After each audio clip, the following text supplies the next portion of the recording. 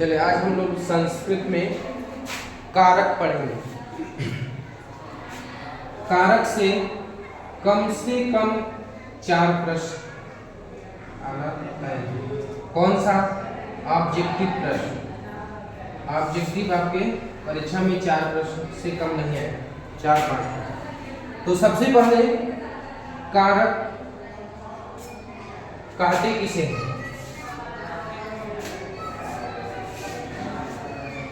सबसे पहले ये बना है श्री धातु इसमें और रुल प्रत्यय से कारक बना है। क्री इसमें क्या है? धातु है, ठीक। और रुल क्या है? प्रत्यय है, ठीक। इससे बना है कारक। उसके बाद कारक कहते किसे हैं? क्रियान्वित्वम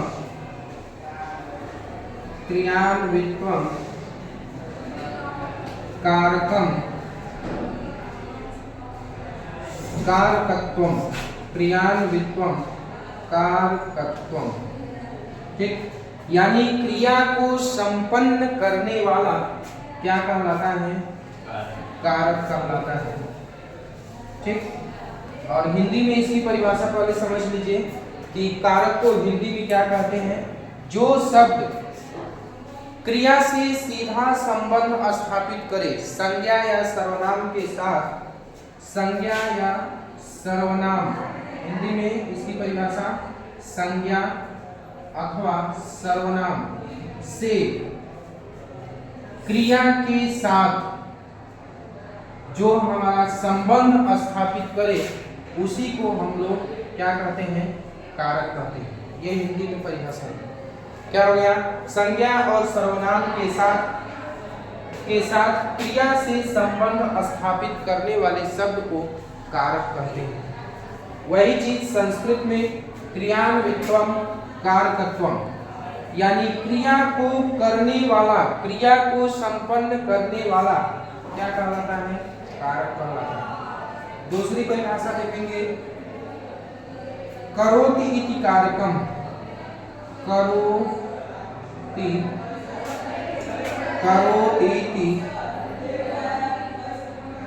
कारकम, ठीक। तो यहां पर देखेंगे कि करोति का मतलब करने वाला क्या है? जो करने वाला हो वह क्या है? कारक है, ठीक। अगली परिभाषा,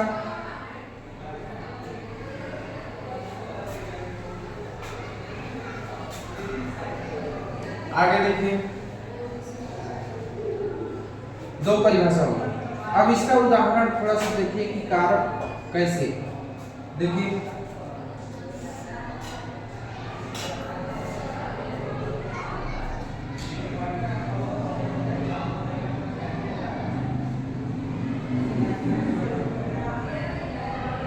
राम मैं रामायण पढ़ता,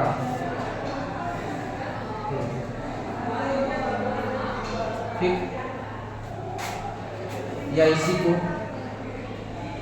हमने रामायण पढ़ा, ठीक। तो ने क्या है? यहाँ पर भी कारक छिपा हुआ है। तो पढ़ने का जो काम कर रहा है वह मैं यानी करता है। उसके बाद हम लोग, ये उदाहरण हो गया।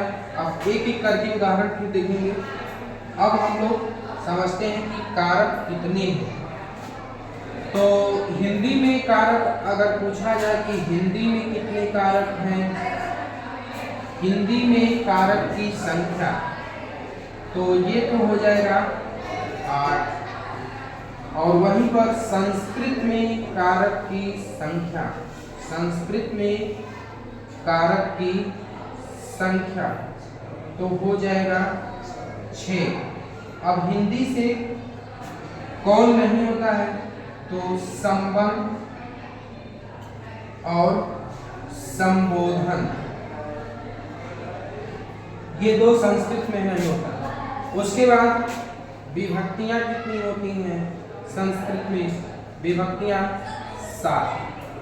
अब देखिए यहां पर कौन कौन से इसमें कारक हैं।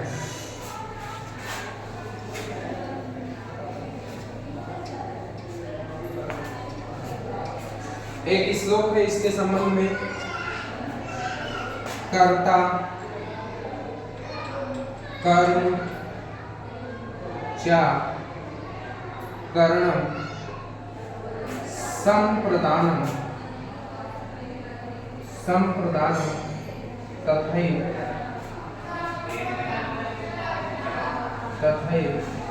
चा। कर्ता, कर्म, चा, करणम, संप्रदानम तथैव चा। अपादाने, अपादानाधिकरणम, अपादानाधिकरणम,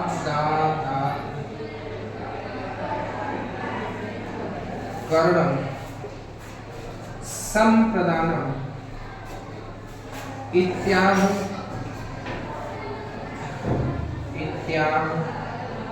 कारकाणि षट्। ठीक, ये श्लोक है। तो कर्ता, कर्म, च, करणम, संप्रदानम तथैव च, अपादानाधिकरणम इत्यादि कारकाणि षट्। षट् का मतलब 6। क्या? अब देखिए कौन कौन से 6? कर्ता, कर्म, करण, संप्रदान और तथैव च, और भी अपादान, अधिकरण इत्यादि यानी इत्यादि कारकान षट्। यही 6 कारक है। अब देखिए यहाँ पर अपादानाधिकरण, यहाँ पर दीर्घ स्वर सं, दीर्घ स्वर सं से ये अलग हुआ है। कैसे? देखिए अपादान, अपादान प्लस अधिकरण अलग करेंगे, अधिकरण। अब देखिए यहाँ पर आ है प्लस आ, दोनों आ मिलकर दीर्घ आ, तो दोनों यहाँ पर दीर्घ का मतलब एक आकार, तो यहाँ पर एक में लिखेंगे तो अपादानाधिकरणम इत्यादि कारकाणि षट्। अब देखिए ये 6 कारक हो गए।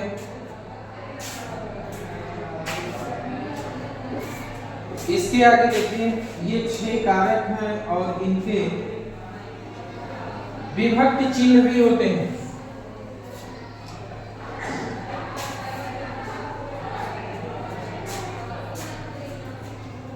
देखिए विभक्ति कारक, उसके बाद इसका चिन्ह। ठीक, तो विभक्ति में कितनी विभक्तियां? 7। कितने कारक? 6। लेकिन हम यहाँ आज लिखेंगे समझने के लिए और चिन्ह लिखेंगे। अब देखिए प्रथमा विभक्ति, ठीक, कौन सा कारक? कर्ता कारक, इसका चिन्ह ने, और कहीं कहीं पर शून्य भी होता है, यानी ने होता है लेकिन हमको दिखाई नहीं देता है, छिपा रहता है। अब देखिए द्वितीय विभक्ति,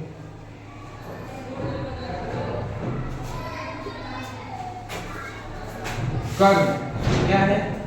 कर्म को, यहाँ भी शून्य होता है, कहीं कहीं को विभक्ति दिखाई नहीं देती, छिपी रहती है।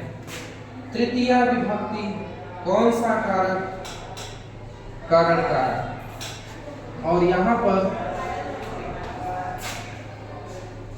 से द्वारा, यानी यहाँ पर जो से आएगा, से या द्वारा, यहाँ पर जो से आएगा वह साधन के रूप में आएगा,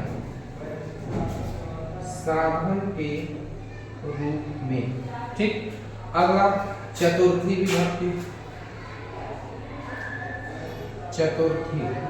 चतुर्थी में कर्ता, कर्म, करण, संप्रदान संप्रदान, संप्रदान में को, के लिए,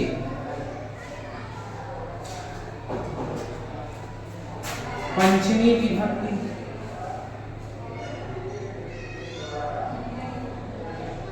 पंचमी विभक्ति में अपादान कारक,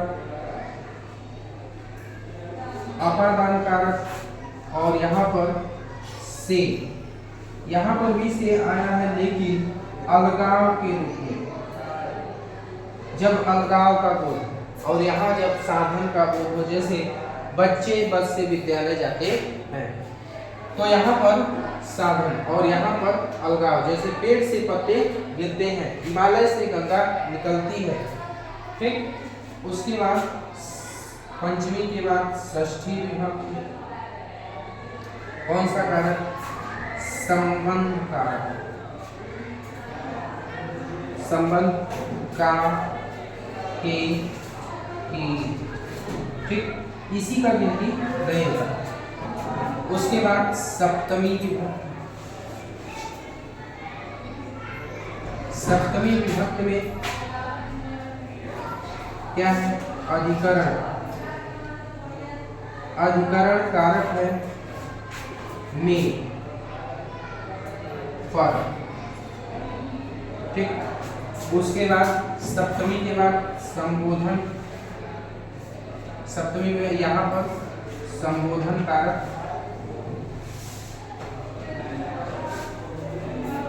के, अरे।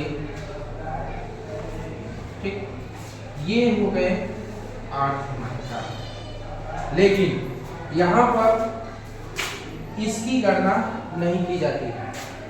कौन कौन सी के?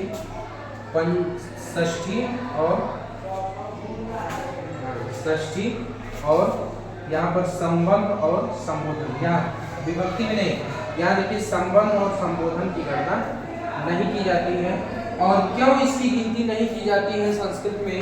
क्योंकि इससे बाकी सभी विभक्तियों, सभी कारक चिन्हों से हमारा जो है क्रिया के साथ संज्ञा और सर्वनाम का संबंध स्थापित हो जाता है।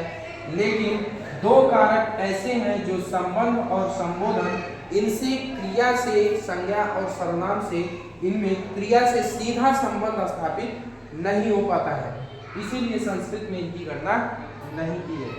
अब देखिए एक एक करके हम लोग पढ़ेंगे और उनका उदाहरण देखेंगे। सबसे पहले कर्ता कारक प्रथमा विभक्ति पढ़ते हैं। ठीक, तो इसमें जो है प्रथमा विभक्ति में कौन कौन से सूत्र आते हैं संस्कृत में और उनसे संबंधित वाक्य बनते हैं और उन्हीं से प्रश्न पूछा जाता है। तो सबसे पहले कौन कौन से प्रथमा विभक्ति में और कर्ता कारक में कौन कौन से सूत्र आते हैं? तो पहला है प्रथमा विभक्ति। प्रथमा विभक्ति में क्या है? कर्ता कारक। ठीक, कर्ता कारक। अब देखिए इसमें पहला सूत्र है प्रातिपदिका। प्रातिपदिका लिंग परिमाण,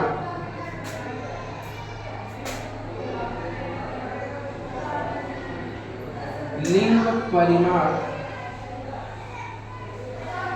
मात्रे प्रथमा।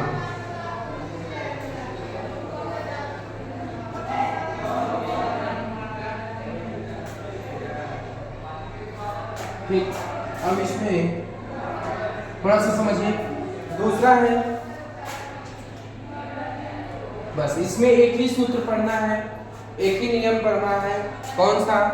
प्रातिपदिका लिंग परिमाण मात्रे प्रथमा, यानी प्रातिपदिक अर्थ में और लिंग के अर्थ में। लिंग कितने होते हैं संस्कृत में? तो 3 लिंग होते हैं। लिंग कितने? 3। लिंग कितने? 3। कौन कौन से? पुल्लिंग,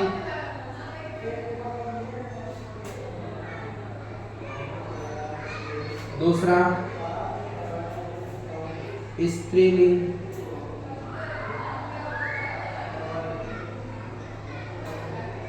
और तीसरा नपुंसकलिंग।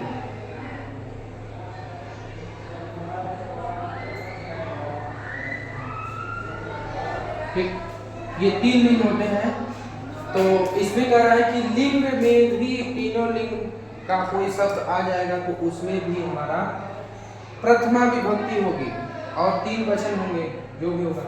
उसके बाद परिमाण मात्र यानी नाप तौल कहीं बात आ जाए, किसी भी वस्तु को नापने तौलने की बात आ जाए, परिमाण आ जाए, उसमें भी हमारी प्रथमा विभक्ति होती है।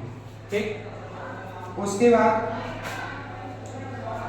अब देखिए मात्र प्रथमा, उसके बाद ये हो गया प्रथमा विभक्ति का थोड़ा सा इसमें।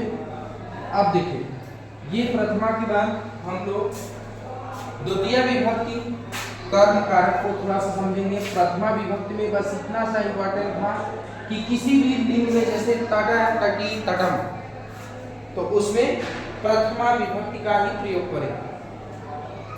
अब दूसरा सबसे इम्पोर्टेंट है, इससे प्रश्न आता है, तो द्वितीय विभक्ति। द्वितीय विभक्ति में क्या है, इसको कौन सा कारक, कर्म कारक कहेंगे, कर्म कारक। ठीक, इसमें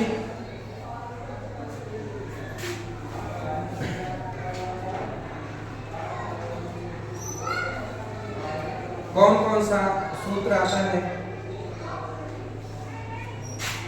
पहला है कर्मणि द्वितीया,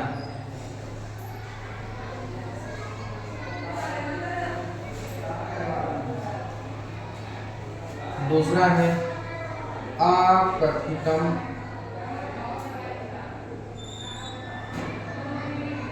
चार, एक और है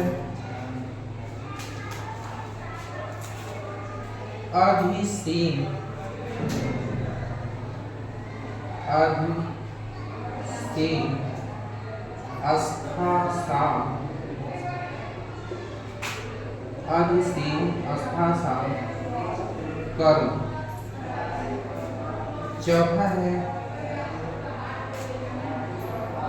4 नंबर है अभितः, परितः, समया, निक्सा, हाँ, प्रतियोगे, अपि द्वितीया।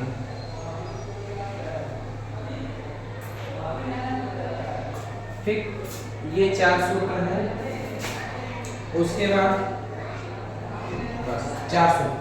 अब देखिए कर्मणि द्वितीया कह रहा है कि कर्म में हमारी द्वितीया विभक्ति होती है। सीधा सीधा कोई भी आसान सा कोई भी वाक्य रहेगा उसमें कर्ता कर्म क्रिया होंगे तो वहां पर कर्म में हमारी द्वितीया विभक्ति होगी।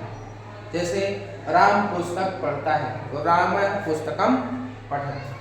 ठीक, उसके बाद अकथितम चा में हमारी 16 द्विकर्मक धातुएं आती हैं, 16 द्विकर्मक धातुएं आती हैं और ये धातुएं जहां पर भी प्रयोग में आएंगी, धातु क्या है, क्रिया के मूल रूप को क्या कहते हैं, क्रिया के मूल को धातु कहते हैं।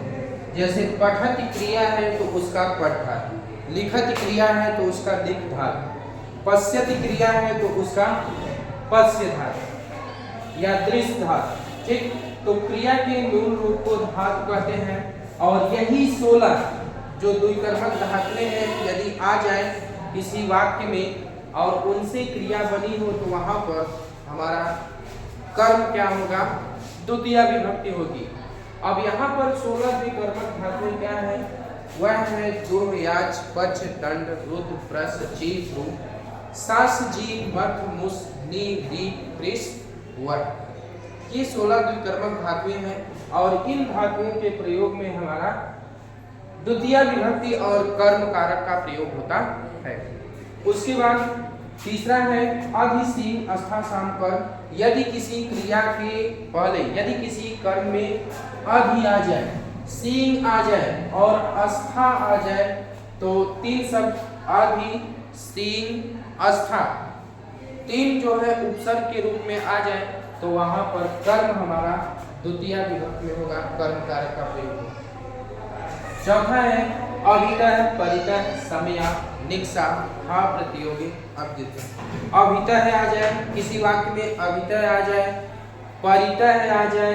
अभितः का मतलब दोनों ओर, परितः का मतलब चारों ओर और समया मतलब समीप, निक्सा मतलब निकट या नजदीक।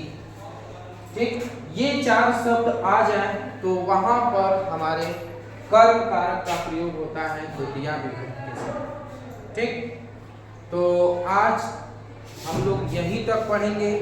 उसके आगे हम फिर से एक बार कर्म कारक और द्वितीय विभक्ति को समझाएंगे, फिर उसके बाद आगे पढ़ाएंगे।